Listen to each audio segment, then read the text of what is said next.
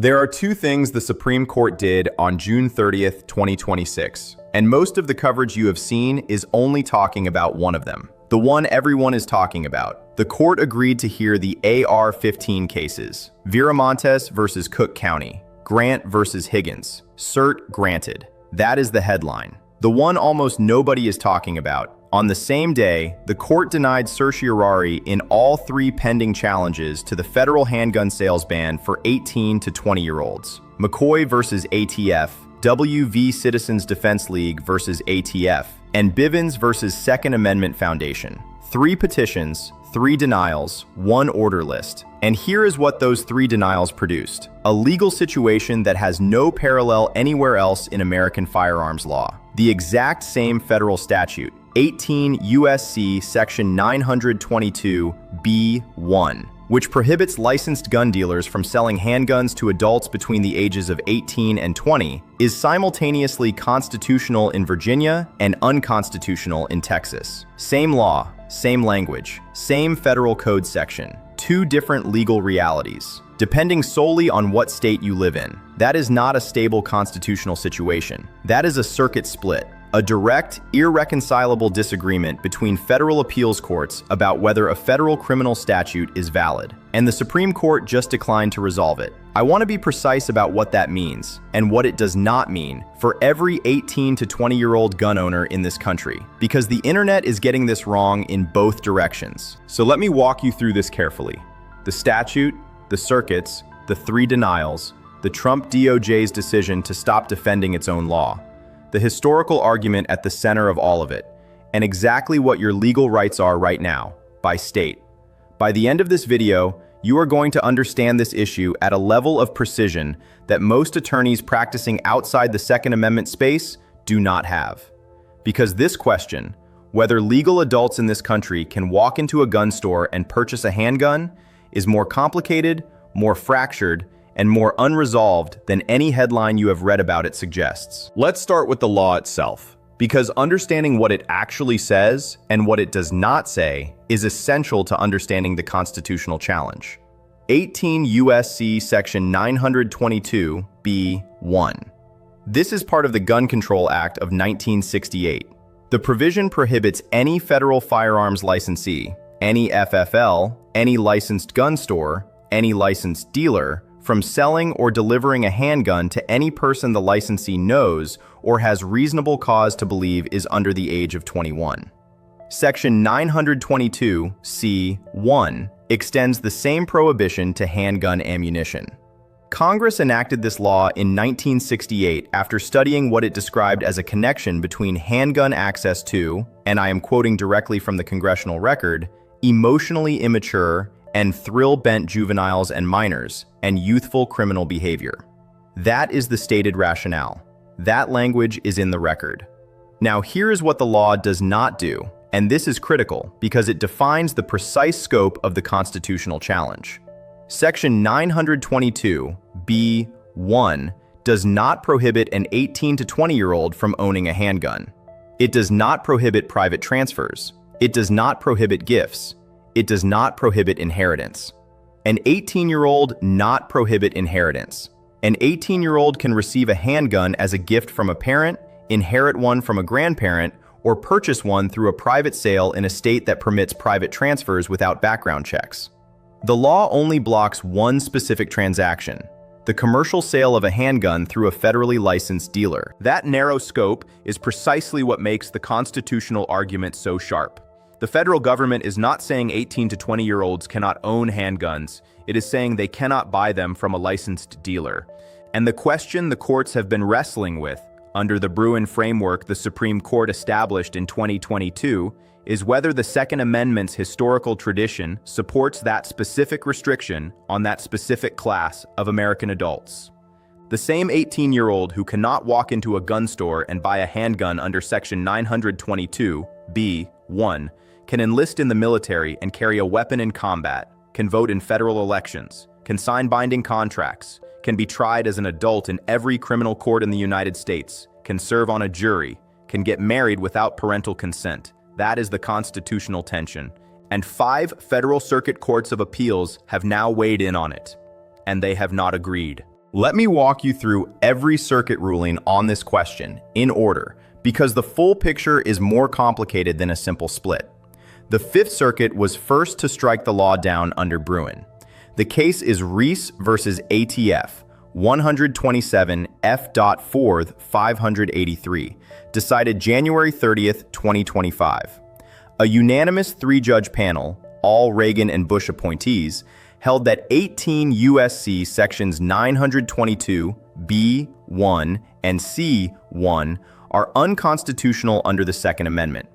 The Fifth Circuit's reasoning was methodical. Step 1 of Bruin. Does the Second Amendment's plain text cover the conduct being regulated? The court said yes.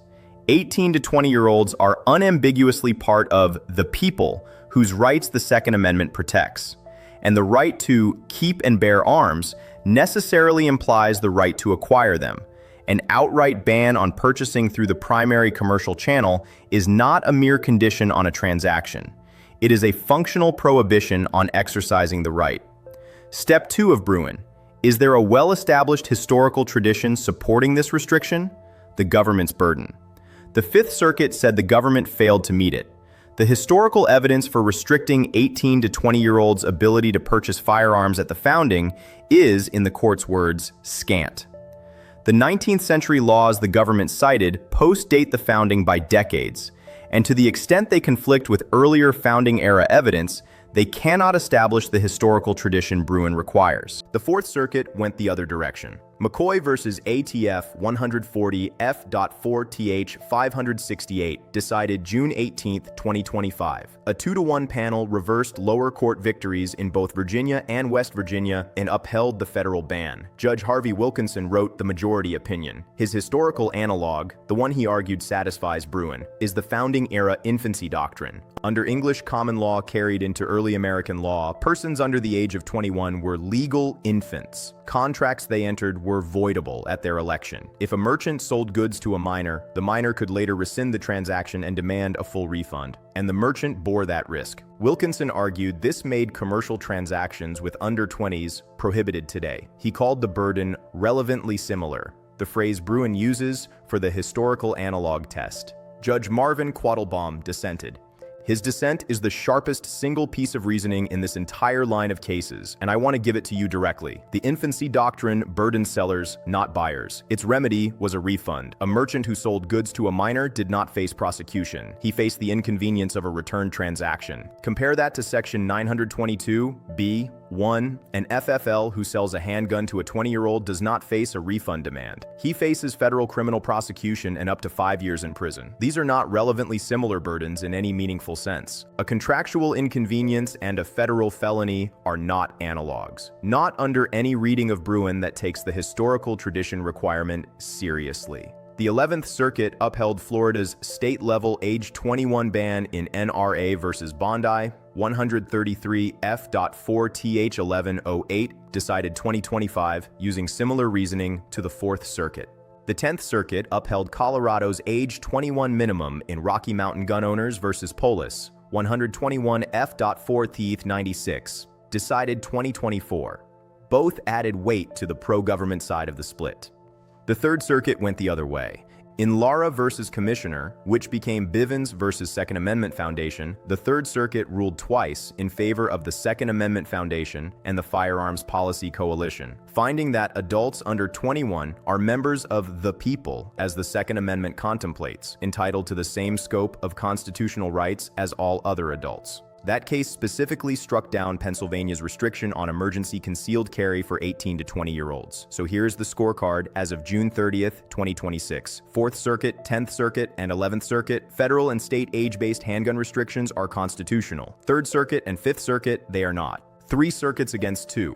On the exact same constitutional question about the exact same class of American adults. Now let's talk about what happened on June 30th, the 3 cert denials. Because each one tells a slightly different story, and you need to understand all 3. The first petition, McCoy versus ATF, number 25-24. This is the lead 4th Circuit case. 6 18 to 20-year-old plaintiffs originally filed in Virginia and West Virginia. They won at the district court level. The 4th Circuit reversed them 2-1. They petitioned the Supreme Court. The petition also raised a class certification procedural question on top of the Second Amendment question, making it what lawyers call a less clean vehicle because the court would have to sort through the procedural issue alongside the constitutional one. The second petition, W.V. Citizens Defense League versus ATF, number 25-132. WVCDL filed this petition specifically to solve a structural problem in the McCoy litigation. The problem is this: individual plaintiffs who turn 21 during the course of litigation lose their standing.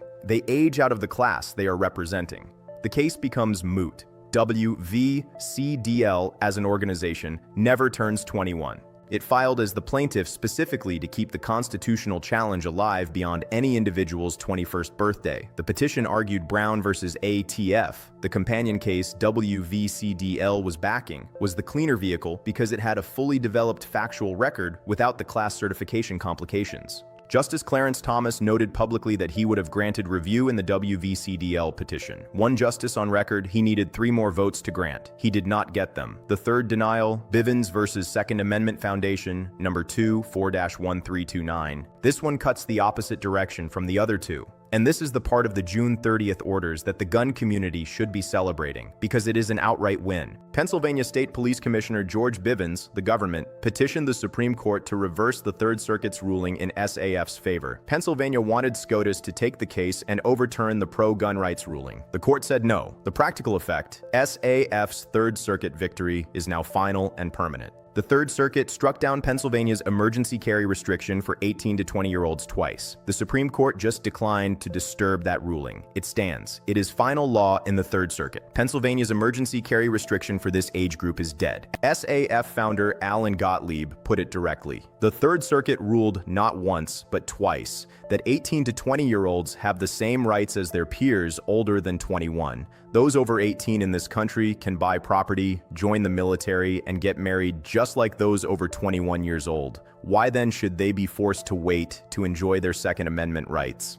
Now I need to spend time on what I think is the most underreported element of this entire story, because it changes the political and legal context of everything I have described so far. The Trump Department of Justice declined to seek Supreme Court review of the Fifth Circuit's ruling in Reese versus ATF. Let me state that precisely so you understand what it means. After the Fifth Circuit struck down the federal handgun sales ban for 18 to 20-year-olds on January 30th, 2025, the government had the right to petition the Supreme Court to review that ruling. The deadline to file that petition was June 27th, 2025. The DOJ did not file. It let the deadline pass. It allowed the Fifth Circuit ruling to stand without seeking further review. The government, the same government that Section 922(b)(1) empowers to prosecute FFLs who sell handguns to 20-year-olds, chose not to defend that statute before the Supreme Court in the circuit where a unanimous panel just struck it down.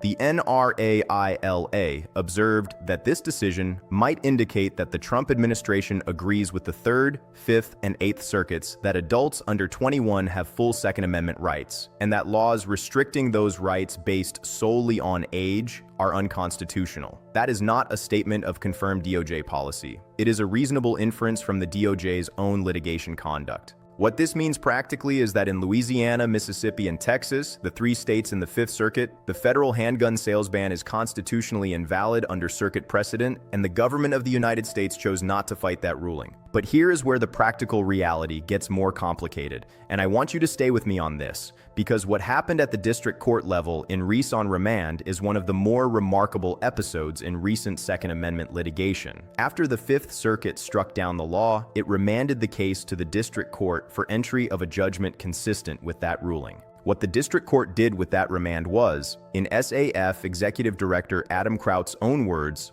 almost laughable. The district court granted injunctive relief so narrow that it covered an effectively zero population of people. To qualify for the injunction's protection, meaning to actually be able to walk into a Texas FFL and purchase a handgun at 18, a person had to be a resident of one of only 3 states and had to have been a member of the Second Amendment Foundation at age 13, and the government would need to be able to verify that membership through a disclosed membership list.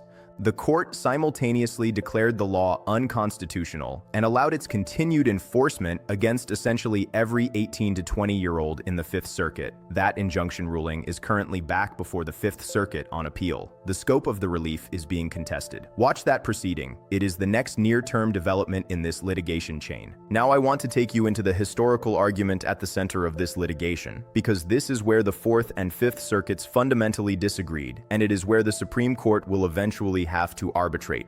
Under Bruin, the government bears the burden of identifying a well-established and representative historical analog to justify a regulation burdening Second Amendment rights. The analog does not have to be a perfect historical mirror, but it has to be something real, something that imposes a comparable burden for a comparable reason, from the founding era or close to it. The plaintiffs in these cases anchor their historical argument in the Militia Act of 1792. Congress, the same Congress that proposed the Bill of Rights and whose understanding of the Second Amendment is directly relevant under Bruin's originalist framework, enacted the Militia Act just 1 year after the Second Amendment was ratified. That act required non-disabled men between the ages of 18 and 45 to enroll in the militia, and it required those men to provide themselves with a musket or firelock, a bayonet, ammunition, and equipment at their own expense. Read that carefully. Congress in 1792 explicitly required 18-year-olds to acquire and possess firearms as a matter of federal law. That is the founding generation's answer to whether 18 to 20-year-olds have Second Amendment rights. The plaintiffs go further. They note that there are no founding-era statutes restricting the commercial sale of firearms based on age in any way analogous to Section 922(b)(1).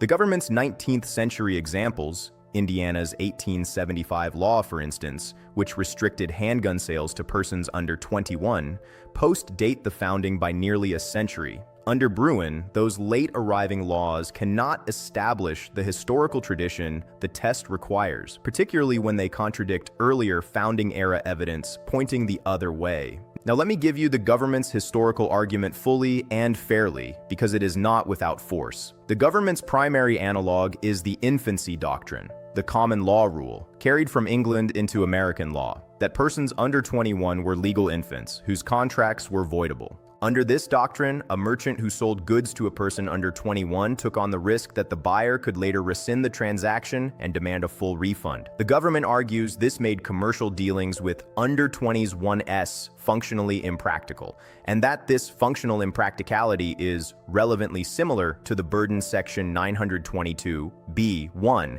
imposes on FFL sales to the same age group today. The government also relies on the 19th century state laws, Indiana in 1875, and several other states that enacted restrictions on handgun sales to minors in the decades after the Civil War. These laws, the government argues, show that restricting handgun sales to persons under 21 based on maturity concerns has a genuine tradition in American law, even if that tradition developed somewhat after the founding. The Fourth Circuit's majority accepted both of these arguments. Judge Wilkinson found the infancy doctrine relevantly similar to the modern statutory ban. The concurrence by Judge Haytens pressed a different concern. If the plaintiff's logic about 18-year-olds is correct, what stops it from extending to 16 and 17-year-olds who also served in founding-era militias and who were not subject to founding-era firearm sales restrictions based on age? He called this the startling result of the plaintiff's argument. But here is why I think the government's argument is ultimately weaker than the Fourth Circuit's majority suggested, and why the dissent has the better of the analytical exchange. The infancy doctrine's burden and Section 922(b)(1)'s burden are not in the same category. The infancy doctrine made a merchant reluctant to sell to a minor because the merchant might have to give the money back. That is a commercial inconvenience. The remedy was a refund. No one went to prison over the infancy doctrine. Section 922(b)(1) makes it a federal crime for a licensed dealer to sell a handgun to a 20-year-old. The punishment is up to 5 years in federal prison and a lifetime ban on possessing firearms. These are not relevantly similar burdens. The how, discouraging commercial sales to under 20s, may be superficially analogous, but Bruin requires both the how and the why to align.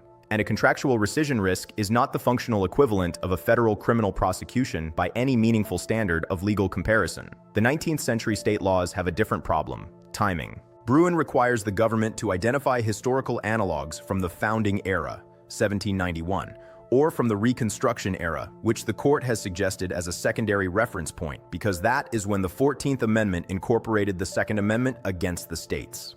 Indiana's 1875 law is Reconstruction era at the earliest fringe. And when those late arriving laws conflict with the direct evidence of the Militia Act of 1792, passed by the founding generation itself, they cannot bear the constitutional weight the government is placing on them. Now let me tell you where the active litigation stands, because the cert denials on June 30th did not end this fight, they postponed it. And several cases are already positioned to bring the age question back to the Supreme Court, potentially as soon as the October term 2027. The most significant pending vehicle is NRA versus Glass, number 24-1185. The NRA petitioned the Supreme Court in May 2025 to review NRA versus Bondi, the 11th Circuit decision upholding Florida's state-level ban on firearm purchases by 18 to 20-year-olds. That petition was distributed at the June 25, 2026 conference, the same conference where the age restriction cases were considered and no action was taken. It carries forward.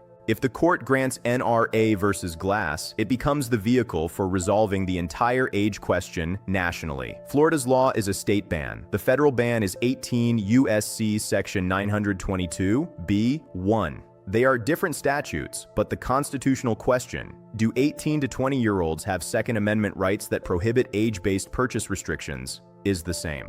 Pecan versus United States, number 25-5713, is also pending. This is a criminal case, an 18 to 20-year-old prosecuted under the federal ban, asking whether the Second Amendment fully applies to this age group. Criminal cases sometimes make cleaner vehicles than civil challenges, because the constitutional question arrives in a posture where there is no ambiguity about whether the defendant has standing. The Reese injunction scope is back before the Fifth Circuit, a broader injunction covering all 18 to 20-year-olds in the Fifth Circuit, not just named plaintiffs and 13-year-old SAF members, would sharpen the practical impact of the circuit split and increase the pressure on SCOTUS to step in. And in Pennsylvania, FPC's follow-on case, Young versus Ott, seeks to ensure that 18 to 20-year-olds can apply for and obtain carry licenses in Pennsylvania, building directly on the Bivens victory now made permanent by the cert denial. The systemic pressure for Supreme Court resolution is not decreasing, it is increasing.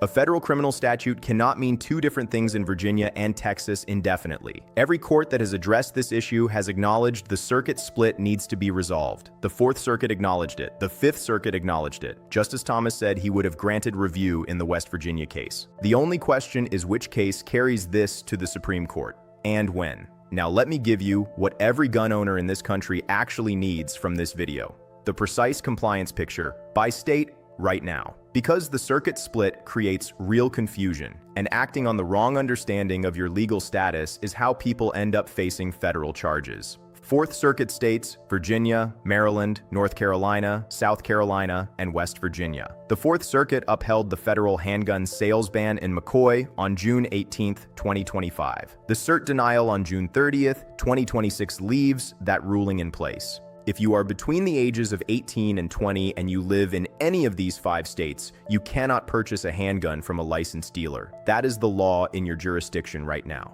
The Reese ruling in the Fifth Circuit does not affect you. The Bivens cert denial does not affect you on this specific question. The federal ban is fully enforceable in Fourth Circuit territory. Fifth Circuit states Louisiana, Mississippi, and Texas. The Fifth Circuit struck down the federal ban in Reese on January 30th, 2025. The DOJ declined to seek Supreme Court review. Under Fifth Circuit precedent, Section 922 B.1 is constitutionally invalid. However, and I want to be very precise here, the practical protection of that ruling is currently extremely limited. The district court's injunction on remand covers an effectively zero population. The injunction scope is being litigated. Until a broader injunction is entered, or until the Fifth Circuit issues further guidance, the path to actually purchasing a handgun as an 18 to 20-year-old through an FFL in Texas is not as straightforward as the circuit precedent might suggest. If you live in one of these 3 states and you are in this age group, consult a licensed attorney in your jurisdiction before attempting any FFL purchase. Do not rely on a YouTube video, including this one, as legal advice on your specific situation. Third Circuit states: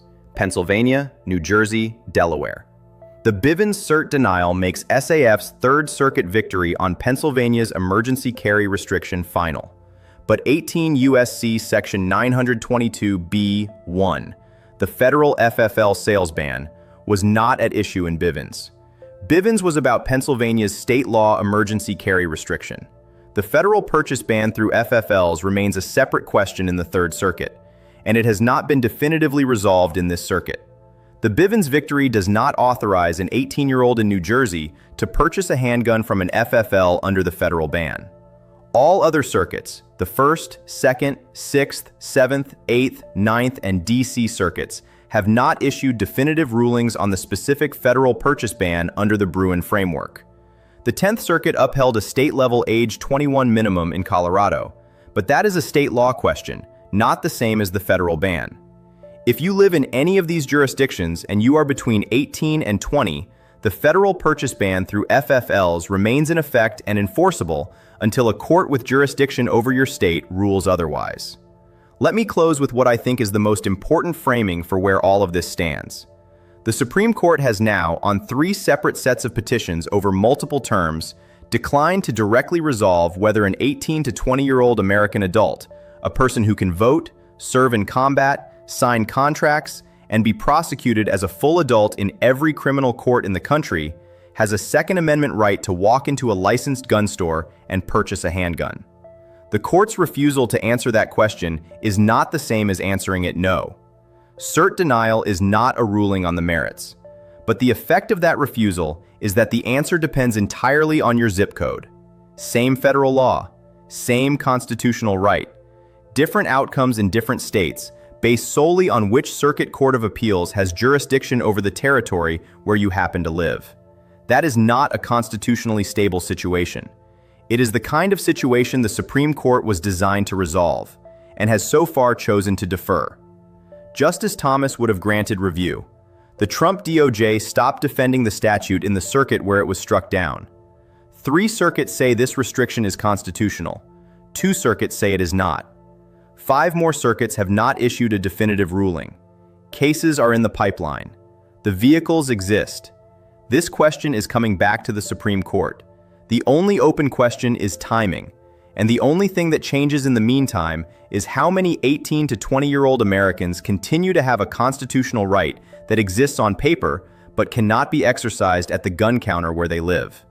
That is where the law stands today, and that is what you need to understand about what the Supreme Court did and did not do on June 30th, 2026. Fourth Circuit states Virginia, Maryland, North Carolina, South Carolina, and West Virginia. The Fourth Circuit upheld the federal handgun sales ban in McCoy on June 18, 2025. The cert denial on June 30th, 2026 leaves that ruling in place. If you are between the ages of 18 and 20 and you live in any of these 5 states, you cannot purchase a handgun from a licensed dealer. That is the law in your jurisdiction right now. The Reese ruling in the Fifth Circuit does not affect you. The Bivens cert denial does not affect you on this specific question. The federal ban is fully enforceable in Fourth Circuit territory. Fifth Circuit states Louisiana, Mississippi, and Texas. The Fifth Circuit struck down the federal ban in Reese on January 30th, 2025. The DOJ declined to seek Supreme Court review. Under Fifth Circuit precedent, Section 922(b)(1) is constitutionally invalid. However, and I want to be very precise here, the practical protection of that ruling is currently extremely limited. The district court's injunction on remand covers an effectively zero population. The injunction scope is being litigated. Until a broader injunction is entered, or until the Fifth Circuit issues further guidance, the path to actually purchasing a handgun as an 18 to 20-year-old through an FFL in Texas is not as straightforward as the circuit precedent might suggest. If you live in one of these 3 states and you are in this age group, consult a licensed attorney in your jurisdiction before attempting any FFL purchase. Do not rely on a YouTube video, including this one, as legal advice on your specific situation. Third Circuit states Pennsylvania, New Jersey, Delaware. The Bivens cert denial makes SAF's Third Circuit victory on Pennsylvania's emergency carry restriction final. But 18 U.S.C. Section 922(b)(1), the federal FFL sales ban, was not at issue in Bivens. Bivens was about Pennsylvania's state law emergency carry restriction. The federal purchase ban through FFLs remains a separate question in the Third Circuit, and it has not been definitively resolved in this circuit. The Bivens victory does not authorize an 18-year-old in New Jersey to purchase a handgun from an FFL under the federal ban. All other circuits, the 1st, 2nd, 6th, 7th, 8th, 9th, and D.C. circuits, have not issued definitive rulings on the specific federal purchase ban under the Bruin framework. The 10th Circuit upheld a state-level age 21 minimum in Colorado, but that is a state law question, not the same as the federal ban. If you live in any of these jurisdictions and you are between 18 and 20, the federal purchase ban through FFLs remains in effect and enforceable until a court with jurisdiction over your state rules otherwise. Let me close with what I think is the most important framing for where all of this stands. The Supreme Court has now, on 3 separate sets of petitions over multiple terms, declined to directly resolve whether an 18 to 20-year-old American adult, a person who can vote, serve in combat, sign contracts, and be prosecuted as a full adult in every criminal court in the country, has a Second Amendment right to walk into a licensed gun store and purchase a handgun. The court's refusal to answer that question is not the same as answering it no. Cert denial is not a ruling on the merits, but the effect of that refusal is that the answer depends entirely on your zip code. Same federal law, same constitutional right, different outcomes in different states, based solely on which Circuit Court of Appeals has jurisdiction over the territory where you happen to live. That is not a constitutionally stable situation. It is the kind of situation the Supreme Court was designed to resolve, and has so far chosen to defer. Justice Thomas would have granted review. The Trump DOJ stopped defending the statute in the circuit where it was struck down. 3 circuits say this restriction is constitutional. 2 circuits say it is not. 5 more circuits have not issued a definitive ruling. Cases are in the pipeline. The vehicles exist. This question is coming back to the Supreme Court. The only open question is timing, and the only thing that changes in the meantime is how many 18 to 20-year-old Americans continue to have a constitutional right that exists on paper but cannot be exercised at the gun counter where they live. That is where the law stands today, and that is what you need to understand about what the Supreme Court did and did not do on June 30th, 2026.